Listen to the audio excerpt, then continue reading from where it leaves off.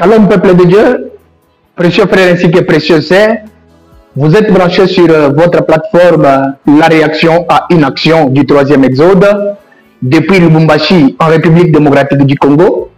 Nous sommes au mois de juin, nous sommes en train de décortiquer sur cette plateforme un sujet, le blasphème. Et ce matin, nous recevons pour vous le révérend pasteur Richard Chisola de l'ICACI, qui va pouvoir nous décortiquer, nous développer le sujet, le blasphème. Révérend, bonjour. Bonjour. Vous allez bien, révérend? Dieu le protège. La santé, je vois, vous allez très bien. Comme le grand maître le dit, plus on avance en âge, plus le corps commence à se fatiguer, mais sinon ça va. Vraiment, mais sinon, je pense que dans le Seigneur, vous êtes encore trop jeune. Vraiment, vraiment. Avant que nous puissions développer notre sujet, le blasphème, nous voulons d'abord connaître qui est révérend pasteur Richard Chisola. Comment est-ce que vous êtes réellement adorateur de William Branham? Qui est vraiment en détail le révérend Richard? Le révérend Richard Chisola que je suis pasteur du Branham Tabernacle de l'ICACI. Okay. Nous avons combattu très longtemps dans ce message pour adorer William Branham. Okay. Nous sommes de véritables adorateurs. On a marché difficilement sur ce chemin. Aujourd'hui, nous nous réjouissons du fait que les chemins ont été tracés. La pierre que Daniel avait vue a grandi. Okay. Au commencement, quand nous avons commencé, c'était tellement difficile. Mais maintenant, nous nous réjouissons parce que le Seigneur a pourvu à tout.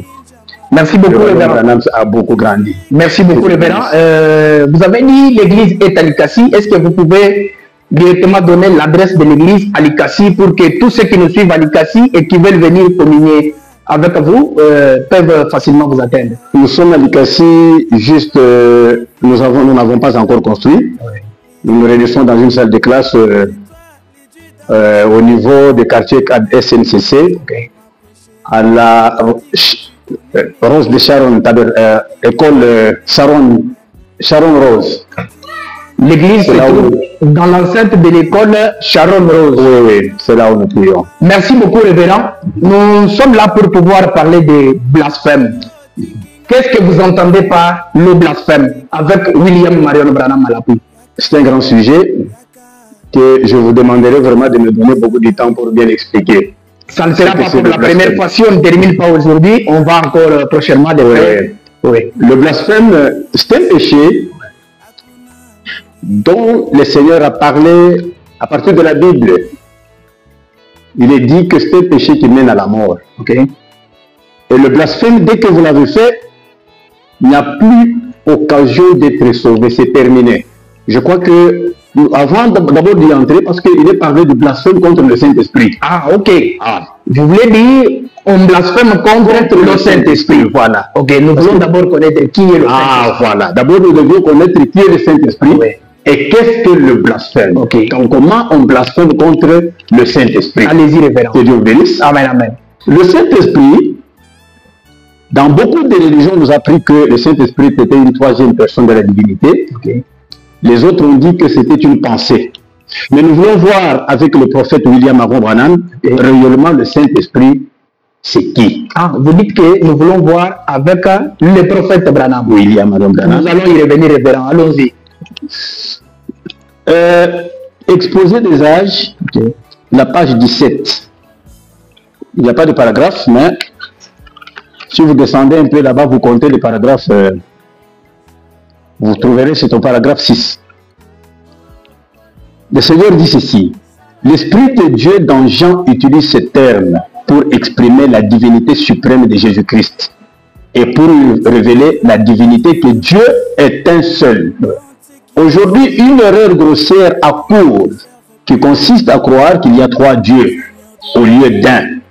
Cette révélation, telle que Jésus lui-même l'a donnée à Jean, corrige cette erreur. Ce n'est pas qu'il y ait trois dieux, mais un seul Dieu avec trois fonctions. Il y a un seul Dieu qui a trois titres: Père, Fils et Saint-Esprit.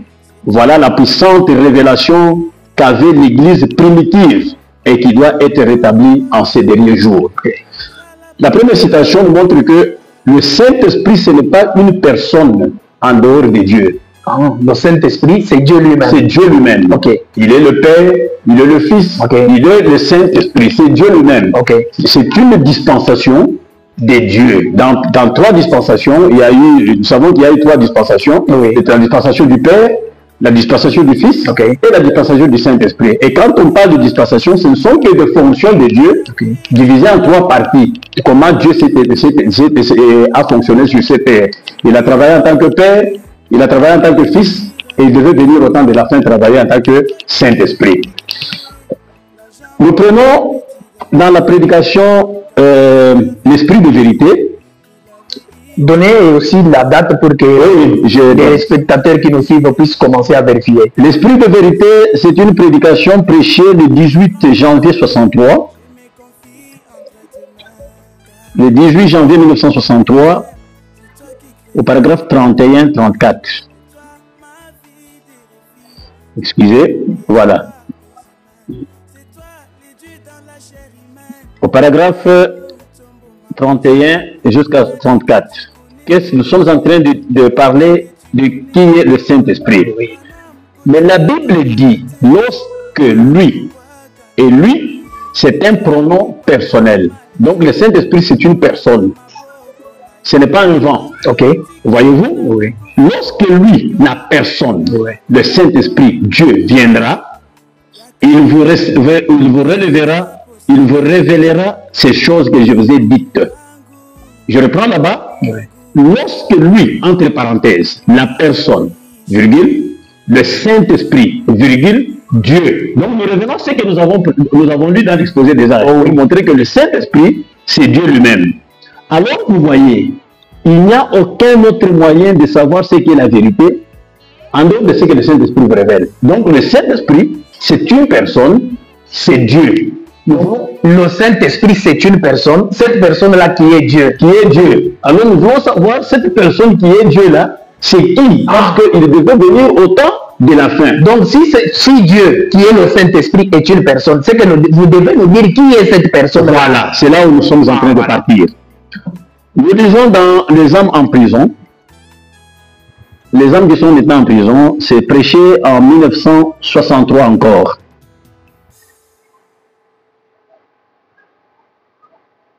Le 10 novembre. Le 10 novembre 1963. Oui. Le paragraphe 127. Nous lisons ce qui suit.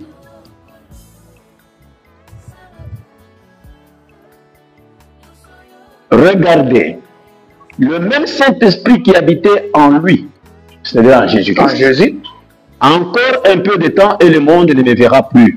Mais vous me verrez parce que je serai avec vous et même en vous jusqu'à la fin du monde.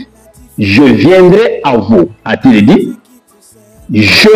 C'était le Père qui était en lui. Amen. Donc le Saint-Esprit, c'est le Père qui était en Jésus. Quand Jésus disait il ne parlait pas de Jésus de Nazareth qui devait venir comme on a vu à Jérusalem, mais celui qui devait revenir, c'était le Père qui était en lui, qui est le Saint-Esprit, qui est Dieu. Donc c'était une autre personne. Une autre personne. Qui était dans la personne de Jésus. De la divinité.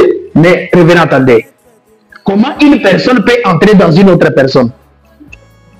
Dieu, on n'a pas à limiter Dieu, parce que Dieu est au-dessus, au-delà de tout. Abraham dit, il n'y a que le diable qui ne peut pas, parce qu'il est Dieu, il n'y a que le diable qui ne peut pas entrer dans les hommes. Mais Dieu utilise l'homme et il entre dans l'homme sous forme de sa puissance. Voilà. On a compris, allons-y. Alors, il dit ceci. Dans la prédication, le départ soudain de l'Église, nous voulons maintenant voir cette personne qui est Dieu, qui est le Saint-Esprit, qui devait venir en ce temps de la fin, c'est qui? Avant que nous puissions savoir comment, qu'est-ce que blasphémer contre lui. Nous avons la prédication de départ soudain de l'Église. C'est prêché en 1958, le 12 octobre.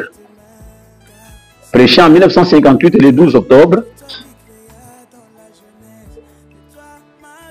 Voilà. Le départ secret et soudain de l'Église. Le paragraphe 162.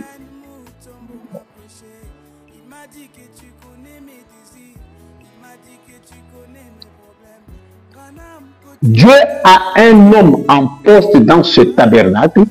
Ok. Ce matin. Ok.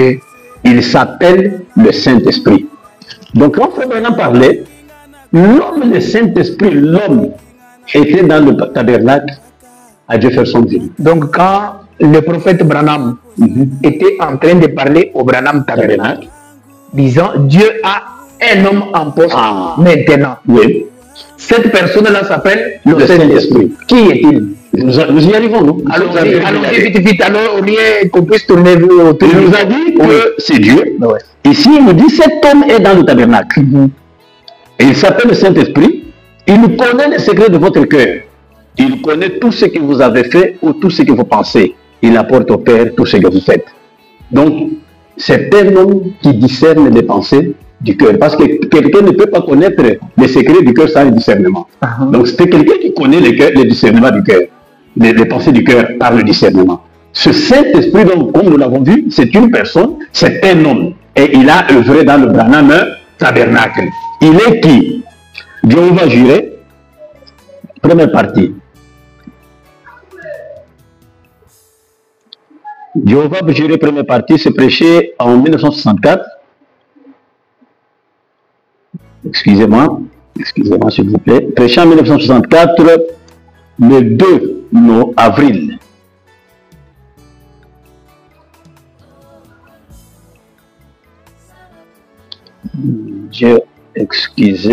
Excusez-moi, le 2 avril 1964.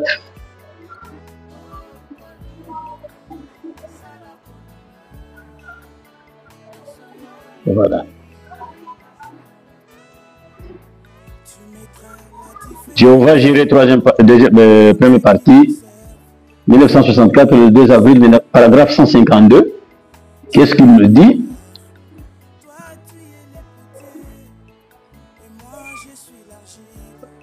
Il dit ceci. Jésus-Christ est le même. L'accomplissement de la promesse ne s'est jamais fait de cette façon dans aucun âge. Nous n'avons jamais eu cela auparavant. Sondez l'histoire, cela ne s'est jamais manifesté. Et à quoi cela est-il censé être destiné dans les derniers jours? À l'église élue. Non pas à Babylone, non pas à Sodome. Eux avaient un messager là-bas. Mais ce soir, le Saint-Esprit est le messager de l'église. Amen. Donc, le Saint-Esprit, qui est l'homme dans le Branham Tabernacle, c'est lui le messager de l'église. On pour ne pas aller... Si nous devons remplacer l'X par sa valeur, tous qui croyons le message du temps de la paix, nous savons que le messager de l'âge de la Odyssée à l'église aujourd'hui, c'est William Marion Branham. Révérend, attendez. Voilà. Vous nous avez lu que le Saint-Esprit n'est pas différent de Dieu. Oui. Et quand vous lisez l'écriture qui dit, le Saint-Esprit, c'est le messager envoyé à l'église. Et vous voulez nous dire que le Saint-Esprit, c'est le prophète Branham. Amen. Vous voulez dire que le Saint-Esprit, c'est donc William Branham. Le prophète Branham, c'est Dieu lui-même. On ne fait pas le syllogisme, c'est exact. Parce que quand on dit, il est le messager c'est William Marion Branham. Nous ne voulons pas sortir du sujet révérend. Effectivement. Parce que si nous allons loin, nous allons trouver le prophète Branham refusé qu'il n'est pas Dieu. Oui. Mais cela n'est pas notre sujet aujourd'hui. Alors, nous restons d'abord sur le Saint-Esprit. Comme vous dites que le Saint-Esprit, vous avez lu, le prophète Branham dit, le Saint-Esprit, c'est lui le messager du temps du soir. Comment est-ce qu'on peut blasphémer? Voilà, nous y arrivons. Oui. Éloigner Dieu du sujet de William Branham, Dieu ne nous donnera pas la réponse sur le Saint-Esprit. Parce que le Saint-Esprit nous a déjà dit que le Saint-Esprit, c'est Dieu. Et Frère Branham, on lui pose la question dans les Dieux puissants dévoilés devant nous. Frère Branham, après qu'un journaliste, un théologien avait entendu parler du ministère du miracle que William Branham avait fait, l'on pose la question, Frère Branham, on fait de vous Dieu, Dieu majuscule. Frère Branham dit, il est écrit dans la parole que ceux à qui la parole de Dieu vient sont appelés des dieux en minuscule. Le théologien a compris, il a dit non, Frère Branham, mais vous faites Dieu. Frère Branham n'a pas nié, il a dit c'est exactement cela. Dieu dans la chair humaine, comme il l'a promis. Donc Branham ne s'est jamais retiré de ça. Mais il a refusé quand les gens, nos frères du Canada, ont commencé la doctrine selon laquelle on doit baptiser au nom de William Branham. Il a refusé. Parce qu'on baptise qu'au nom de Dieu. Si. Mais pourquoi il a refusé s'il ne s'est jamais retiré du fait qu'il soit Dieu? Parce que même Jésus sur la terre, quand il était, on lui pose la question, et qui c'est lui qui doit venir? Il a dit, allez dire seulement à Jean les signes qui sont accomplis. Et Branham dit, un véritable messager ne s'identifie pas lui-même. Il est identifié par les actions, les œuvres. Alors Branham ne pouvait pas dire que c'est moi. Il fallait que les œuvres puissent l'identifier pour que nous les découvrions. Mais quand même, la différence entre Jésus et Branham, vous ne devez pas ignorer que Jésus, devant ses disciples, il leur a posé la question, qui dites-vous que je suis? Les disciples ont répondu, Pierre a répondu que tu es le fils du Dieu vivant. Pierre a reconnu que Jésus était Dieu. Jésus n'a pas refusé ce que Pierre avait fait. Mais comment ici William Branham lui doit refuser ce qu'on lui a dit? William Branham aussi à un moment n'a pas refusé. Parce que quand il refuse là-bas, c'est un volet qu'on doit encore débattre. Branham dit, dans ce qu'on lui pose la question, les gens qui se connaissent le mieux. Ah, c'est qu'il y a des gens qui le connaissent le mieux, vous prennent comme le Christ. Ouais. Il s'éclipse, à la fin il dit, même si je savais ce que c'est, je ne dirais pas ça. Vous comprenez? Donc, Frère Branham savait sa position. Il nous a donné les Écritures pour découvrir que c'est lui l'homme qui discernait les pensées. Parce qu'avec cette Écriture du Saint-Esprit, qui est l'homme qui est dans le tabernacle et qui discernait les pensées, ce n'est pas Frère. Je crois que ce n'est pas pour monsieur le journaliste. Je sais que vous n'allez pas accepter la défaite. Allons-y. Le Saint-Esprit, aujourd'hui, le Saint-Esprit, c'est Dieu. Oui. Et nous trouvons que, selon les Écritures que vous avez lues, de la manière que vous comprenez, vous dites que Dieu, c'est William Branham. Amen. Et c'est contre lui qu'on doit blasphémer. Amen. Comment est-ce qu'on peut blasphémer contre lui? Voilà, nous arrivons maintenant à notre sujet. À notre sujet. Comment on blasphème? Oui. Vous verrez que si vous prenez, il y a certaines choses, beaucoup de gens disent peut-être que quand je dis, ah, ce message-là est faux, c'est-à-dire que j'ai blasphémé. Non, ce n'est pas le blasphème. Parce que nous avons deux exemples, même plusieurs dans le message. Près un, nous avons les deux enfants de Hattie Wright, qui se sont moqués devant William Branham, pendant que William Branham était en train de parler. Frère Branham n'a jamais dit qu'il était... Si vous voyez ça dans le sens où nous pouvons, nous les humains, comprendre les choses, on dirait que ces enfants de Hattie Wright avaient blasphémé. Mais Frère Branham dit qu'ils ont reçu le Saint-Esprit. Alors quelqu'un qui blasphème, parce que quand vous blasphémez, vous êtes éliminé du plan de la rédemption. Mais eux là ont reçu le Saint-Esprit. Donc c'était des blasphémateurs ou... Non. Je vais y arriver. Blasphémer, c'est-à-dire quoi? C'est là où nous voulons aller en profondeur. Ouais. Parce que je vous donne d'abord deux exemples qui vous montrent que les deux enfants d'Hattie Wright n'avaient pas blasphémé. Pas seulement de deux. Il y a un enfant, une fille qui était malade, qui souffrait de l'appendicite. Frère Branham entre dans la salle, il dit, est-ce que tu peux, je crois que c'est dans assurance, la prédication... la foi est une assurance. La traduction de Barlier, c'est substance foi. Substance foi. Vous trouverez là-bas, je vais même dire à cette fille-là, vous pouvez regarder ce support-là qui était dans la salle, avec les yeux et la faire balancer. La fille dit, mais Frère Branham, personne ne peut faire ça.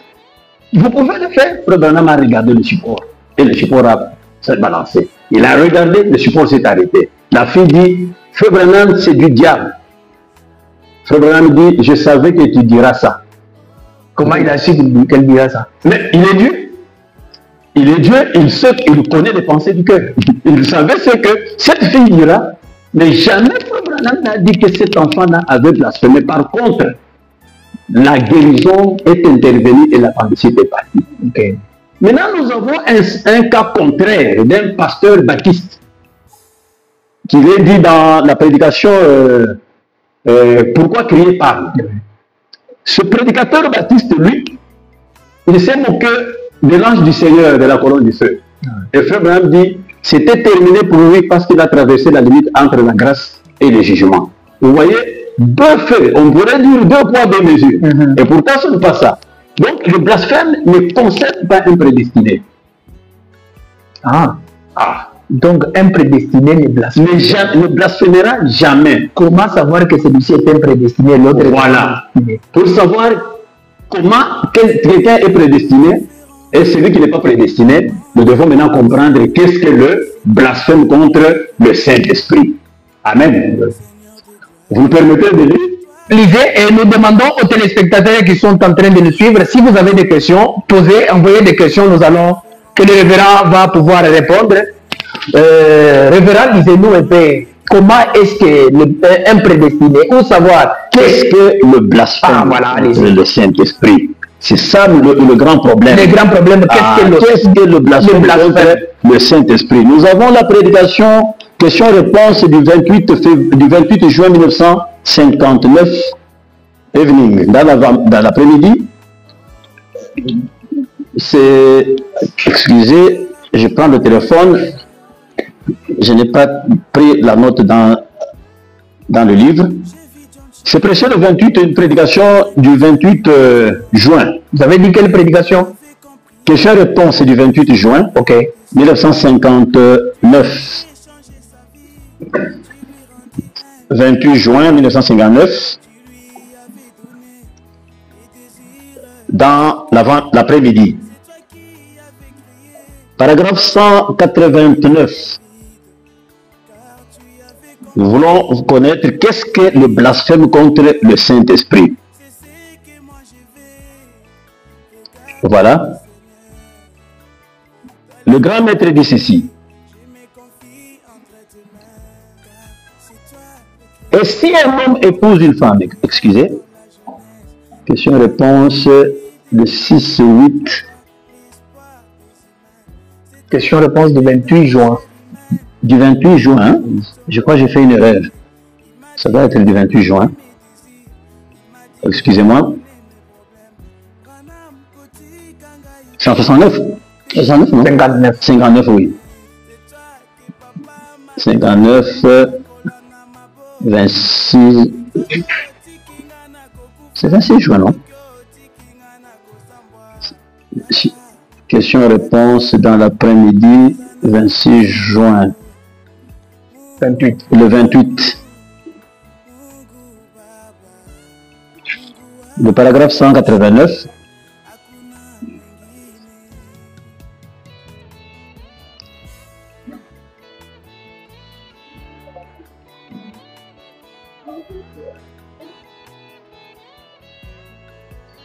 Non, c'est pas ça. Excusez, bon, ne vous en faites pas, on peut aller juste dans l'autre pays. On vous fait confiance, comme William Branham dit. Oui. Faites confiance à votre... Croyez votre frère sur parole. Ne vous en faites pas. Oui. Alors, dans l'adoption, pour aller un peu plus vite, oui. Si on trouvait le temps, on y reviendra. Adoption, position en Christ. C'est la page 142 si vous avez le livre. Nous commençons à partir du paragraphe 129. Pour celui qui pêche volontairement, après avoir reçu la connaissance de la vérité, il ne reste plus de sacrifice. Okay. Mais souvenez-vous, voyez, qui ont reçu la connaissance de la vérité, ils n'ont jamais reçu la vérité. Donc les gens qui meurent, qui pêchent volontairement, parce que vous trouverez que c'est ça même le péché qui mène à la mort. Or, le péché qui mène à la mort, c'est le blasphème contre le Saint-Esprit. Il n'y a pas d'autre péché en dehors de blasphème contre le Saint-Esprit. Et quand nous décortiquons dans ces citations que nous venons de lire, vous trouverez que le seul péché qui mène à la mort, c'est une transgression volontaire de la parole. Alors, il dit ceci, et ce qui dit, bon, et là, vous allez m'arriver avec une autre question. Et ça, alors, Frère Branham, mais souvenez-vous, c'est ceux qui ont reçu la connaissance de la vérité, ils n'ont jamais reçu la vérité. Et en ont seulement reçu la connaissance. Vous voyez, il est impossible que ceux qui ont une fois été éclairés et qui ont eu part au Saint-Esprit, qui ont goûté la puissance de la bonne nouvelle, c'est comme ces individus frontaliers là-bas qui sont avec Israël, qui sont allés jusqu'à à la terre promise, mais ils ne sont pas entrés. Malheureusement, malgré qu'ils ont eu le raisin du pays. Ces gens ici aujourd'hui qui ont blasphémé, qui ont péché volontairement, ils ont vu la puissance de Dieu. Ils ont vu la manifestation, ils ont goûté au merveille du Saint-Esprit, mais ils n'ont pas reçu la vérité. Parce que la vérité, c'est Dieu, c'est Christ, c'est le Saint-Esprit. Ils l'ont vu, mais ils ne l'ont pas reçu. Donc, quand quelqu'un refuse volontairement la vérité, il faudrait que lui-même, William Branham nous en parle. Regardez bien, je vais vous montrer dans quelle position vous vous trouvez dans Hébreu. Nous sautons pour gagner du temps. Ils ont goûté, vous voyez, les gens ont goûté,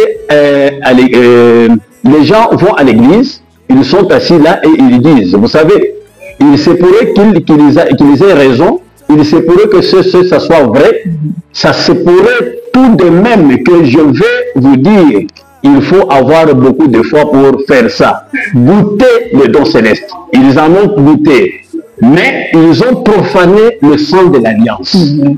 Et si vous descendez, vous dites, il dit, qu'est-ce qui vous a fait que vous ne puissiez pas aujourd'hui voler, vous ne puissiez pas faire l'adultère? C'est parce que vous avez vu la vérité.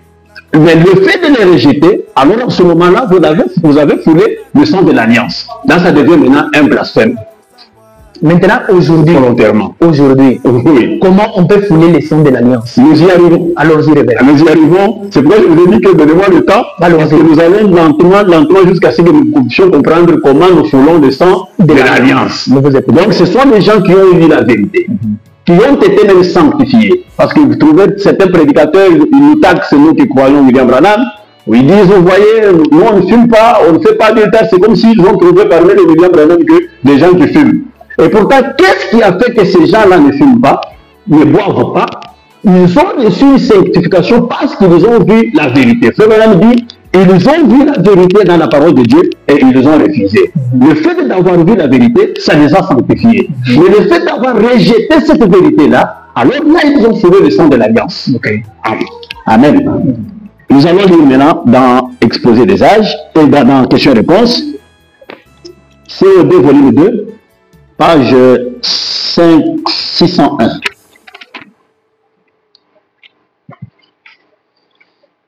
CO2, volume 2.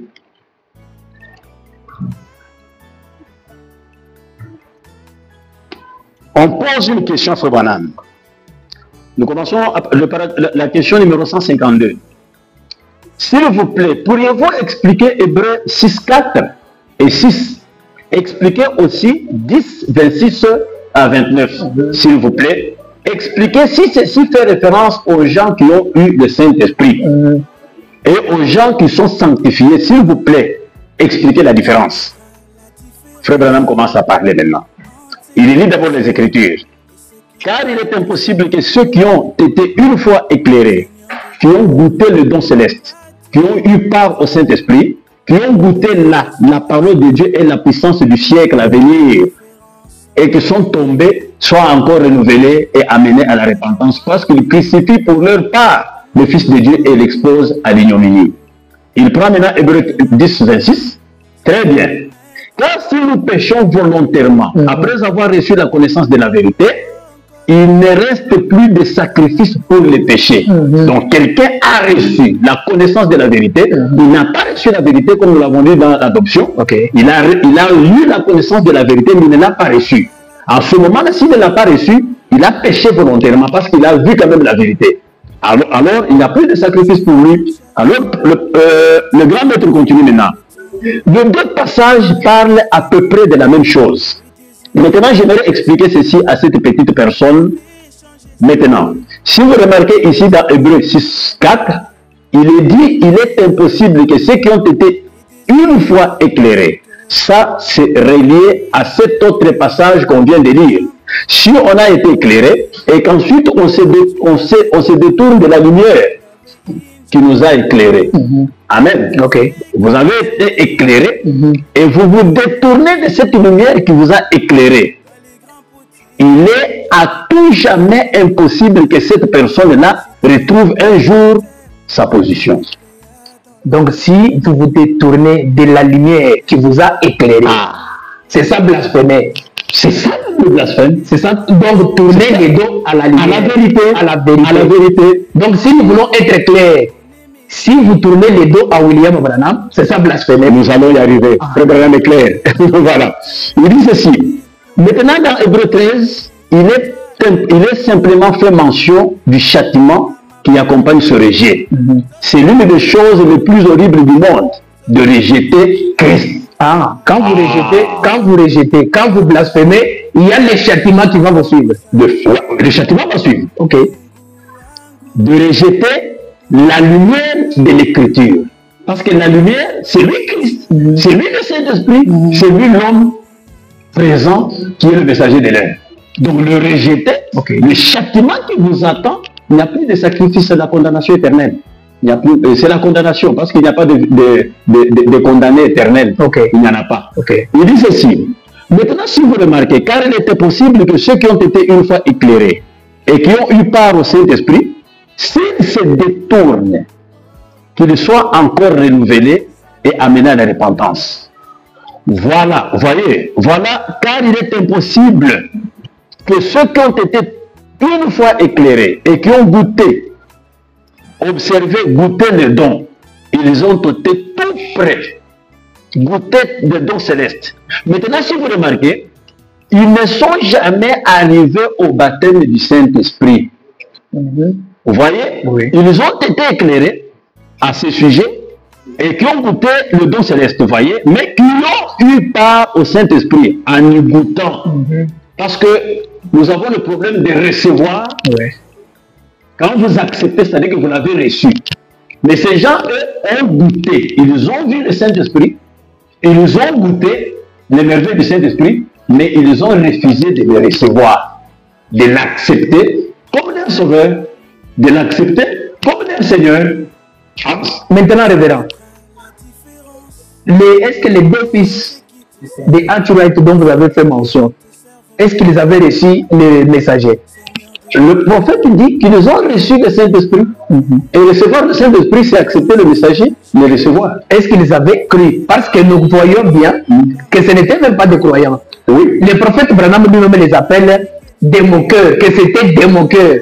Est-ce que des moqueurs sont-ils des croyants? Juste, ils ont été moqueurs avant qu'ils ne puissent rencontrer le Saint-Esprit. Parce qu'après, quand il a dit à Arthurite, je te donne tes deux enfants. Et directement, ces enfants sont agenouillés. Ils ont été moqueurs avant. Frère Branham dit je crois dans Tourner les regards vers Jésus. Il dit que nous tous, nous avons été sceptiques. Vous comprenez? Le fait qu'on m'a prêché la parole, à un moment j'ai été sceptique, cela ne veut pas dire que je blasphémais. Mais quand je viens maintenant, je vois la vérité et je la rejette. Parce que si nous allons plus loin ici, dans la lecture, vous entendrez, Frère Branham dit que ce rejet-là, c'est l'incrédulité à la parole. Quand vous devenez maintenant incrédule à cette parole-là, en ce moment-là, et que vous la rejetez, voilà le blasphème, vous avez consommé le péché qui mène à la mort. Parce que sans le Saint-Esprit, dès que Jésus a dit, si vous ne connaissez pas ce que je suis, vous mourrez dans le péché. Et Frère Branham dit, le péché c'est quoi? C'est l'incrédulité à la parole. Et c'est cette incrédulité, quand quelqu'un a rejeté la parole, volontairement parce que ces gens ont vu la parole. Je crois que c'est la citation dont je voulais lire, dont j'ai fait une mauvaise mention dans Frère Branham dit, ils ont lu, ils ont vu la vérité et ils l'ont rejetée. Quand ces gens-là, aujourd'hui, par exemple, vous trouvez les gens du message en train de prier, ils tournent le dos à l'auditoire, ils regardent la photo de l'ange et ils disent, Seigneur Jésus, qu'est-ce qu'ils font là-bas? Ils ont reconnu que cet homme-là est la parole. Ils disent dans leurs églises qu'il est Dieu. Ils l'ont reconnu mais l'ont rejeté. Et quand ils ont rejeté quoi? Ils ont rejeté la divinité suprême. Parce qu'on ne peut pas accepter qu'il est Dieu et qu'on ne peut pas l'adorer. Mais nous l'avons accepté, nous l'avons adoré. Nous on n'a pas blasphémé parce que nous avons cru, nous avons accepté le messager, le Saint-Esprit aujourd'hui. Donc vous voulez dire que tout celui qui croit au message et qui refuse d'adorer Branham a blasphémé. Il est perdu. Il va aller en enfer. Il va aller en enfer. C'est ça que vous dites. C'est ça être perdu. C'est ça être perdu. C'est pourquoi nous voulons appuyer tout. Allez, le message. Allez-y alors. J'étais dans quand on se détourne de la vérité, c'est ça blasphémer. Exactement. Et vous nous avez dit la vérité aujourd'hui. Le Saint-Esprit auquel on doit blasphémer, c'est William Marion Branham. Juste des écritures, et comme le temps nous fait défaut, nous sommes sûrs que ce n'est pas la dernière fois. On va encore essayer de développer le sujet. Juste des écritures et... Voilà. Je donne l'alliance de grâce d'Abraham et nous allons terminer avec le péché impardonnable. C'est déjà le titre même de la prédication. Allez-y. C'est le sujet que nous sommes en train, le sujet qui est sur la table. L'alliance de grâce d'Abraham, c'est une prédication prêchée le 17 mars 61. En 1961, le 17 mars. Excusez-moi. Voilà. Le paragraphe 11. Le papa de Billy Paul dit, et Hébreu, maintenant suivez attentivement Hébreu chapitre 10. Il revient toujours là-bas. Si nous péchons volontairement, or qu'est-ce que le péché, mes frères? L'incrédulité. Celui qui ne croit pas est déjà condamné. Vous commettez adultère, pourquoi? Parce que vous êtes un incrédule. Vous volez, vous mentez, vous trichez. Pourquoi? Parce que vous êtes un incrédule, c'est vrai. Un véritable et authentique croyant ne fait pas cela. Vous voyez? Il ne fait pas cela car le Saint-Esprit en lui, s'il lui arrive quelque chose de commettre une erreur, la Bible dit aussi, l'adorateur étant une fois purifié, n'a plus aucune conscience du péché. Donc juste là, au défi, il nous dit que pécher volontairement, le péché c'est l'incrédulité. L'incrédulité quoi? À la parole de Dieu. Okay. Maintenant je vais terminer avec la citation, le péché impardonnable. C'est ça même, le péché impardonnable, le blasphème contre le Saint-Esprit. Prêché le 24 10. Prêché le 24 10 1954. Le 24 octobre 1954. Voilà, le péché impardonnable. À partir du paragraphe 105.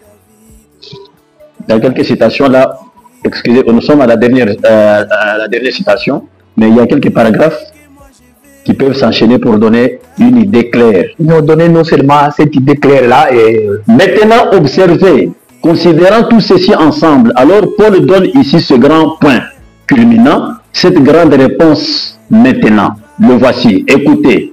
Car si nous péchons volontairement, après avoir reçu la connaissance de la vérité, il ne reste plus de sacrifice pour les péchés.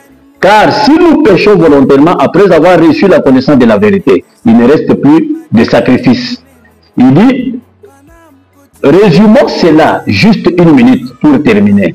Maintenant, je vais vous laisser là-dessus, et c'est juste ici que je base mon réveil en arrivant juste à cette écriture. Frère Branham, si nous péchons volontairement après avoir la connaissance de la vérité, il ne reste plus de sacrifice. Observez. Mais une attente terrible du jugement et l'ardeur d'un feu qui dévorera les rebelles. Celui qui a violé la loi de Moïse sera jugé avec la loi de Moïse. Merci beaucoup. Merci beaucoup, révérend. Nous avons suivi avec beaucoup d'attention. Nous sommes arrivés à la fin. Comprenez que vous allez nous dire que nous ne devons pas compter le temps. Nous sommes dans les temps. Mais comprenez que nous sommes dans les temps. Nous sommes contraints par le temps. Quel est votre dernier mot?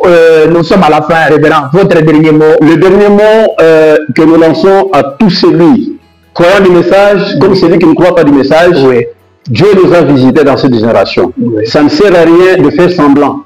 Dieu nous a visités, croyant William Marion Branham, croyez-le en tant que votre Seigneur, parce que Seigneur veut dire propriétaire.